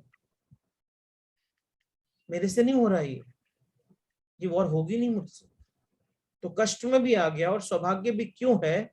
क्योंकि अब ये कष्ट, ये जो विषाद है, इसको पकड़ के मैं निर्विचार में पहुंच सकता हूं, जहां पर मुझे ये दिख जाए कि हिंसा तो होती ही नहीं, कौन मरता है और कौन मारता है।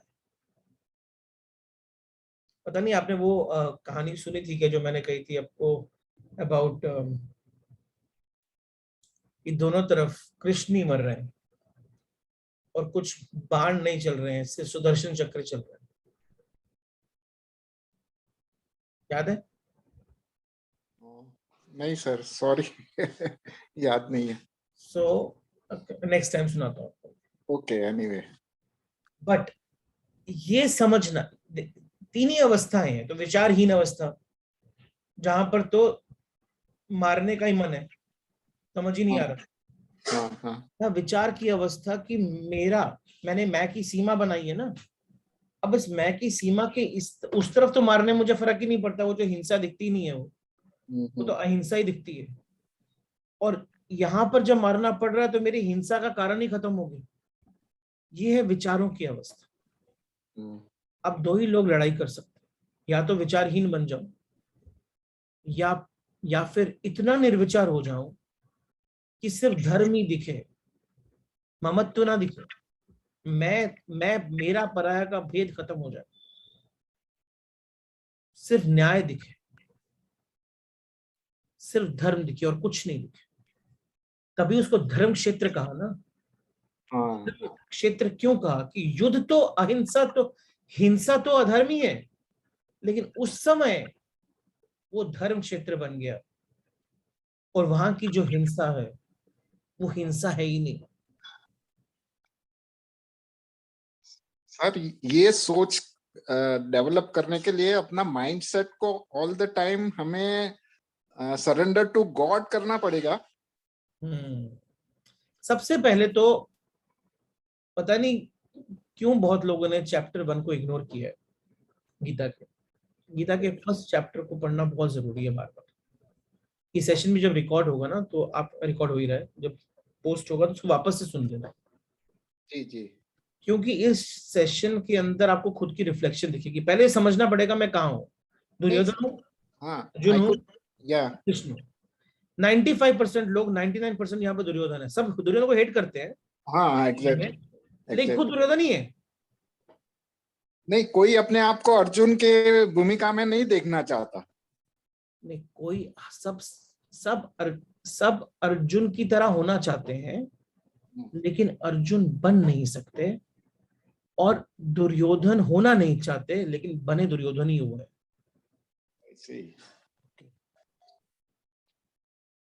ध्यान से समझना, यही हो रहा है हमारे साथ जिंदगी में। और जब तक आप अर्जुन नहीं बनोगे, कृष्ण तक पहुंच नहीं सकते।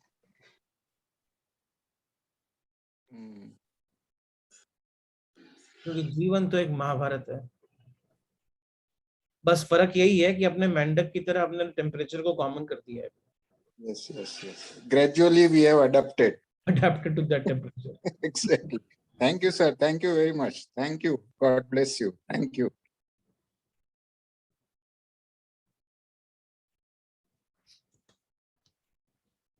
जंगल जंगल ढूंढ रहा है मृग अपनी कस्तूरी को, कितना मुश्किल है तय करना खुद से खुद की दूरी को। That is the Aparna. That's the answer. Yeah, please raise your hands if you have a question. Question सब गायब हो गए क्या?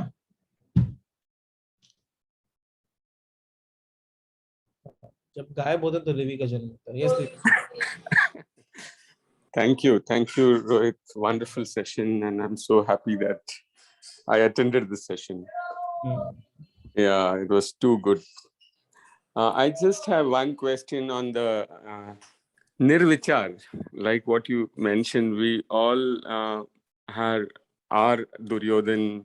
Either we are getting into, some people are getting into depression, they are using substance abuse or something or the other to get out of this whole state. So, and then how do we, the transformation to become Nirvichar is purely surrendering and observation, that Nirikshan? Start with Nirikshan. Use what exactly Arjun did. Start with Nirikshan first. We have not done Nirikshan yet. Have you done Nirikshan of your inside? You have not done it. Nirikshan means Sakshi Bhav se observe karna. Observance. Have you observed your inside? You have not observed it. Why? Because when you start observing inside, you'll find so much dirt. Yes, very true. तो इतना dirt तो बाहर ही देख लेता हूँ, वही साफ सुथरा है. So first go inside. Have an Nirikshan. See, Arjun की जो स्थिति है ना, वो हम अंधे हो गए, हम दुर्योधन की तरह हो गए. अर्जुन ने कम से कम बोला कि भैया रथ को वहां लेकर जा, हे ईश्वर, रथ को वहां लेकर जा जहां मैं देख सकूं कि कौन है वो आतुर जो लड़ने आया है. उसने ये नहीं बोला कि चलो स्ट्रैटेजी बनाते हैं कि कैसे फाइट करूं कि मैं जीत जाऊं. करेक्ट. वो बात की बात है, स्ट्रैटेजी बाद में बनाएंगे, पहले देख तो लूं कि लड़ने कौन आया है. और कृष्ण भी बहुत स्मार्टली वहीं लेकर गए जहां पर सबसे ज्यादा क्लोज लोग थे कि तू अपने हिंसा के दूसरे पार्ट को देख ले. Yeah. So basically Nirikshan is the starting point, that is observation, right? Exactly. Whatever I'm going to be doing from today onwards, no? Like I did started. Nirikshan is the step number 1. Yeah, that is what we do as part of our prashchit, which we do. That's right. Good, correct. प्रायश्चित का प्रारंभ बिना निरीक्षण के हो ही नहीं सकता. Correct, yes. And that starts the journey, right? That starts the journey. So Bhagavad Gita का chapter 1 सबसे important है. Yeah, that is a context. पता नहीं क्यों, because वो मुझे बताता है ना कि वो मेरे को क्लियर करता है कि मैं अर्जुन हूं, मैं दुर्योधन हूं, कि मैं कृष्ण हूं. जब तक मैं को स्टार्टिंग पॉइंट ही नहीं पता तो मैं आगे से ज्ञान क्या लूंगा. Yeah, very true. Context is not right, then everything goes for a toss. Correct. Because what I'm telling you as a Gita is not about conversation between Krishna and Arjun. It has to be a conversation between Krishna and you. Yeah. So you have to first become what you are. Then ask questions. Then listen to what Krishna is saying. And then make your own answers. Okay. So that it can become part of your journey going forward. So Nirvichar is actually the state of oneness and state of how, and it is also dharmic. It is there is no it is a choicelessness state, right? Yes. Nirvichar is a state where मन बैठ जाता है रथ में और चैतन्य बन जाता है सारथी. Consciousness becomes the Sarathi. Okay. अभी क्या बना उसने? अर्जुन ने बोला कि भैया रुक जा, तेरे को मैंने सारथी तो बना दिया लेकिन मुझे तो रथ में ही नहीं बैठना. I don't want to sit in the rath only. I made you Sarathy. I have no power to even climb the rath. But if you tell him to run to the forest, he'll run away. I have no power to even climb the rath. So that means you sit aside, let me ride the rath, I want to run away. So Man wants to become the Sarathy. and he's not willing to see. Krishna is the root of, is the symbol of consciousness. Now, when Krishna is the symbol of Chaitanya, the consciousness, the context of the story is that Krishna is the Sarathi, and Arjuna has to sit in the Rath. Man is not willing to give away the driving seat. You have invited Krishna to your home. But you're still attached to the driving seat. Still attached to the driver's seat. It happens to us a lot of time in translation. Very, very true.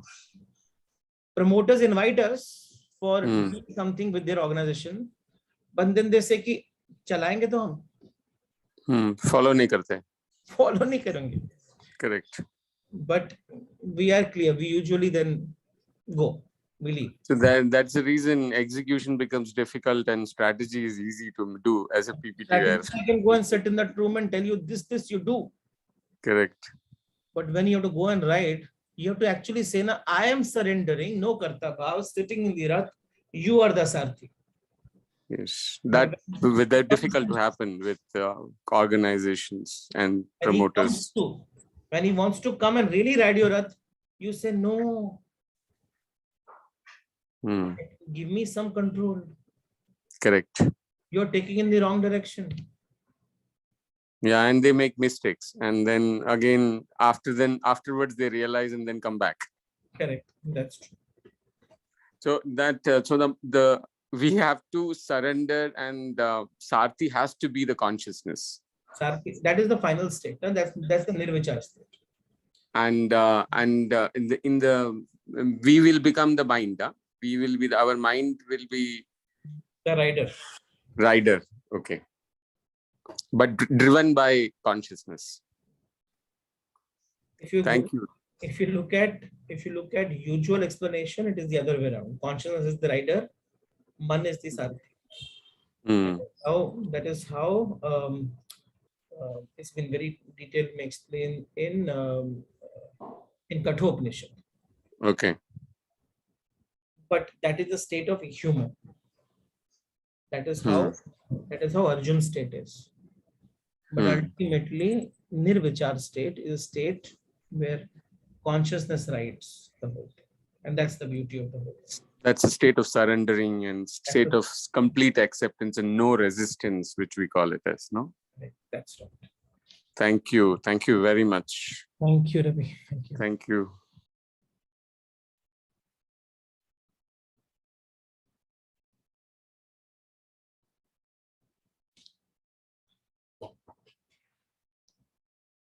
Pranam Hema ji. Good morning Rohit ji. Good morning. आपने तो दूसरी ही दिशा दिखा दी, कुछ और ही कि भाई अपने को निरीक्षण करना है, अगर क्रोध में है तब भी निरीक्षण करना है, और क्रोध, लास्ट, ग्रीड, उससे लड़ना है. That we have to go in. ये तो कभी समझ में ही नहीं आया था, ये इतना सारा जो करना है. और हिंसा और मोह और ममत्व से फाइट करना है. मेन इज ममत्व. मोह में जो हम लोग गिरे हैं, वो गिरावा तो इतना बड़ा है. If we go to see family then society, everything comes ना, बिजनेस, जॉब. तो उससे कहाँ से निकालेंगे, कैसे निकालेंगे? निरीक्षण करो. Nirikshan, but you one by one, or how to do nirikshan? Nirikshan of yourself, right? Nirikshan inside. Yes. Inside. Lekin you start doing that inside, you start finding the problems within you. जब दिखती हैं वो सब issue, दिखते हैं वो सब problems, सबको पहले तो सरेंडर कर दो. But you have to first to find out, like, you know, कहाँ है ममत्व, कहाँ पे है. Like how Arjun was trying to find out, and how Krishna is guiding. So we require Krishna like you for guidance, that okay, this is right, that is wrong, that we understand. But when mamatva comes, that blockage comes, like, you know. that how Chapter 1 में कृष्णा कितना बोलते हैं? कुछ नहीं. कुछ नहीं बोल सकता। कुछ नहीं। जो सुन रहे हैं ना स्माइल करते जी हुए। जी जी। चैप्टर 2 फर्स्ट 10 सेंट में भी वो कुछ नहीं बोल सकते। हम्म। पहले क्योंकि पहला जो काम है ना वो स्वयं का काम। When Krishna understood that now he is ready to listen, then okay. Krishna started speaking. हाँ, तो अभी हमको फर्स्ट चैप्टर ऑब्जर्व करना है, फॉलो करना है। पहला चैप्टर करना पड़ेगा। चैप्टर 2 पढ़ने का कोई खुद से एक इंटेलेक्चुअल डिस्कशन हो जाएगा। हाँ। मैं नेक्स्ट टाइम से चैप्टर 2 पे ही जाऊंगा, लेकिन बड़ा इंटेलेक्चुअल डिस्कशन है वो। इंटेलेक्चुअल डिस्कशन तो हम बहुत कर चुके हैं ना। जी जी। जब तक स्व निरीक्षण नहीं होगा ना कि आप हैं कहां पर, कृष्ण आपसे बात भी नहीं करेंगे। नहीं, सही है, निरीक्षण ही मेन है। हमको अपना ही फॉल्ट नहीं मालूम है तो दूसरे का क्या फॉल्ट दिखेंगे और क्या समझेंगे और क्या सुनेंगे। क्या सुनेंगे? दूसरे का फॉल्ट छोड़ दो, सुनूं क्या मैं? जो मैं सुन रहा हूं उसका वो तो एक दवाई की तरह काम तभी करेगा ना जब मैंने दर्द को पकड़ लिया है। क्योंकि ये दवा तो मुझे लेकर जानी है उस दर्द तक, कोई डॉक्टर डालेगा नहीं वहां पे।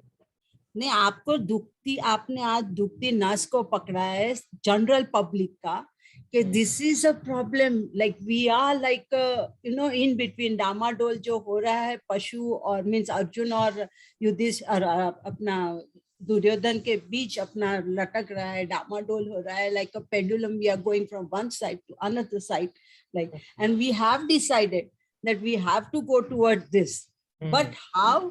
See, now we have known that, okay, you have to be nirikshak, you have to give up all this mamatva, then only you can go toward that road.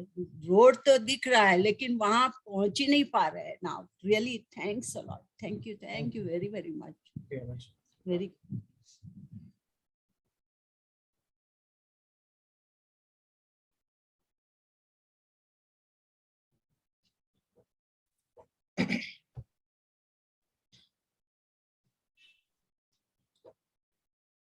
ना मुकेश। जय श्री कृष्ण, जय Shri Rohit. Great session today. Lot of takeaways, lot of learnings as usual. Just a question. You said that when someone from your family dies, one pillar of your dies. We have invested in our emotions in them. So basically now if we have to get detached from everything around us, that somebody when they die, brother, mother, sister, father, we should not feel anything, emotions. We should not cry or we should not feel anything. That is the way will lead me to detachment. No, I said the other way around. I said जितना दुख अंदर होता है ना अपने सीमा के अंदर, उतना ही दुख बाहर भी होना चाहिए. जब वो वननेस हो जाएगी ना पूरे वर्ल्ड से, तो आपके घर का लॉस और दूसरे के घर का लॉस समान हो जाएगा. So for example, when someone whom we dislike or who has given us a lot of trouble, when he dies also, and you feel very much the same. You should feel like your mother. As the same as a family member has died. तब आप निर्विचार की स्थिति में आओगे. देखो, अगर detach हो गया अंदर से भी ना तो दुर्योधन बन जाओगे. उसको तो फर्क नहीं पड़ रहा था ना अपने आप को, अपने लोगों को मारने में. Yes. और अगर मैंने सीमा को इनफाइनाइट कर दिया, बाहर कर दिया, मतलब सबको समान कर दिया, तो जब मैं युद्ध लड़ रहा था किसी और से तब तो मेरे को दुख नहीं लगता था. तो जब मैं युद्ध लड़ रहा हूं अपने से तो मुझे दुख क्यों लग रहा है? अगर रीजन ऑफ फाइटिंग इज धर्म, तो अपना या पराया, फिर क्या सोचने को? Are you with me here? Oneness with everyone is what I'm talking about. Oneness with everyone. परमार्थ, ना कि स्वार्थ. आप जो बोल रहे हो डिटैच हो जाना कि उसमें दुख ना लगे, वो स्वार्थ हो गया. Like a Duryodhan. I'm saying become परमार्थ. Don't become परिवार्थ. Don't become परोपकार. Become परमार्थ. Second question, you said that just now, everyone is in today's world, we are fighting the battle of Kurukshetra. Is there any way we can get out of it? No, you should not. We should not fight it. Be in the दुर्भाग्य हो battlefield. जाएगा वो तो भागने वाली स्थिति हो गई ना कि ऋषिकेश चले जाता हूँ वहीं मजा आता है. Be in the battlefield You have to be there. and That's your and karma. enjoy it. And That's enjoy your it. karma bhumi. And enjoy it. Your karma bhumi. You have to be there. Thank you, sir. Thank you, Ravi. Have a great day. God bless. Thank you.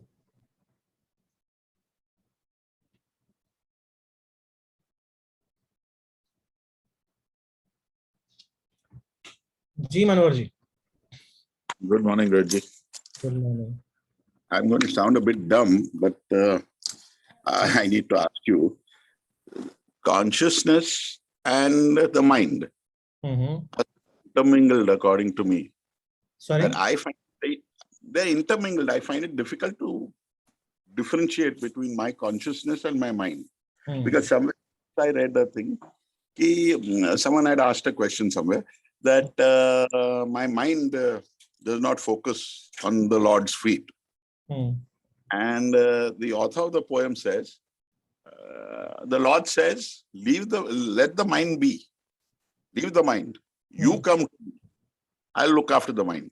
So since then, I'm trying to figure out what is the consciousness, what is the mind? Where is the difference? Because exactly what he said is exactly what I'm saying. What? So how do you distinguish?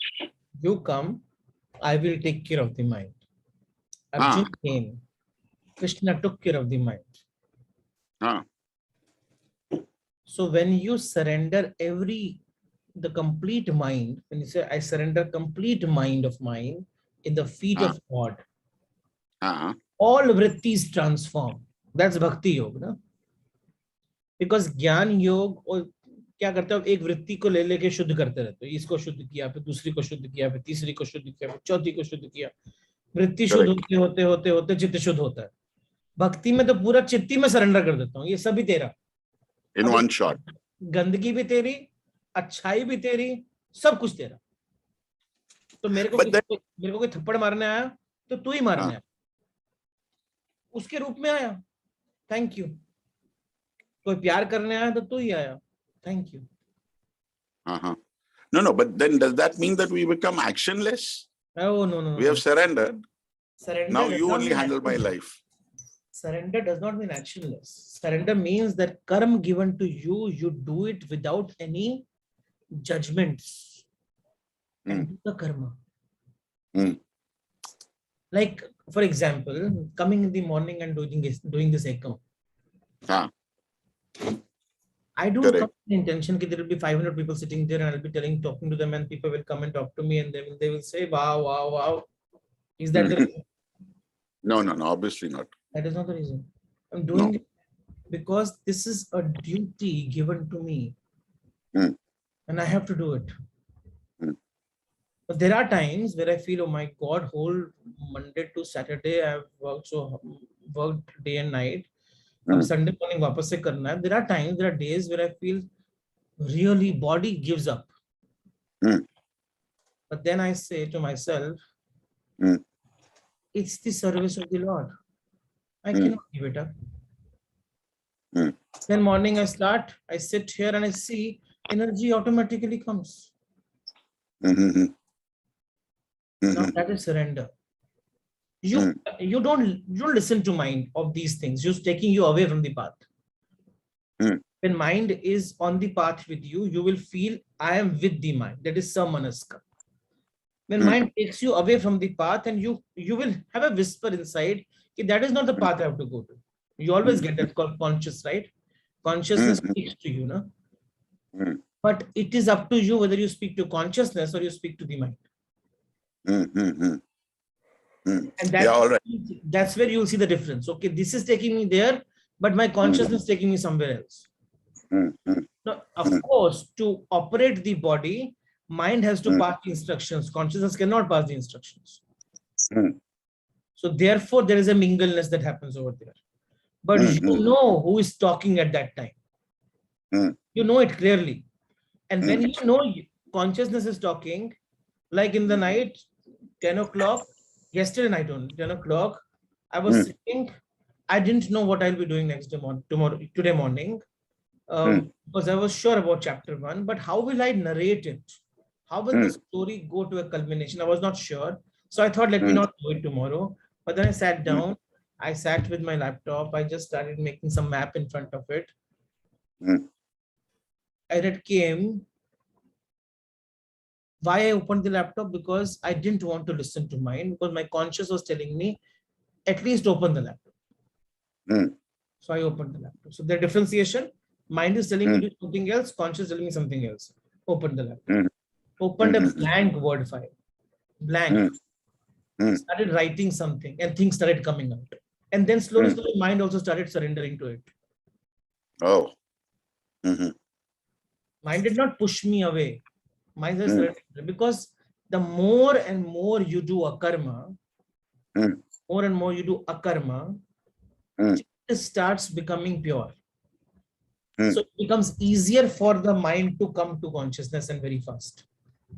And impure mind is very away. उसको बहुत दुर्योधन को सिखाने जाएंगे कृष्ण तो क्या होगा? किया था ना, ट्राई किया था ना, शांति को. What happened? तू पागल है, तेरे को मैं अरेस्ट कर देता हूँ जब. तो उसको ही अरेस्ट करो. It's like that's what we do. We don't have to laugh over it. That's what we do most of the time. Consciousness talks something. We said you are mad. I'm going to arrest you only. So you arrest the consciousness. We follow the mind. We have to listen to the consciousness. It's whispering inside your ears. And small actions based on that whisper, and slowly, slowly your mind will start following. Are you with me here? Yeah, absolutely. Yeah, I guess, one should be a little more alert. That's what you're saying. If one listens, one will always hear the chitta talking to one. Correct. Yeah. True. Okay.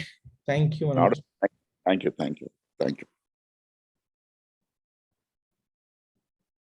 Okay, one last question.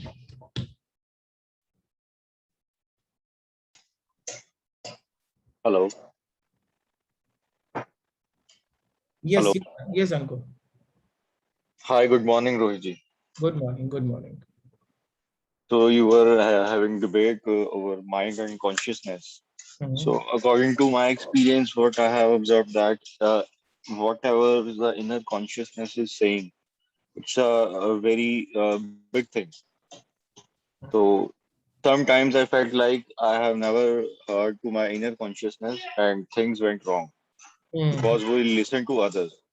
So between the mind and consciousness, we have to make our consciousness very strong. You cannot make consciousness strong. Consciousness is always all powerful.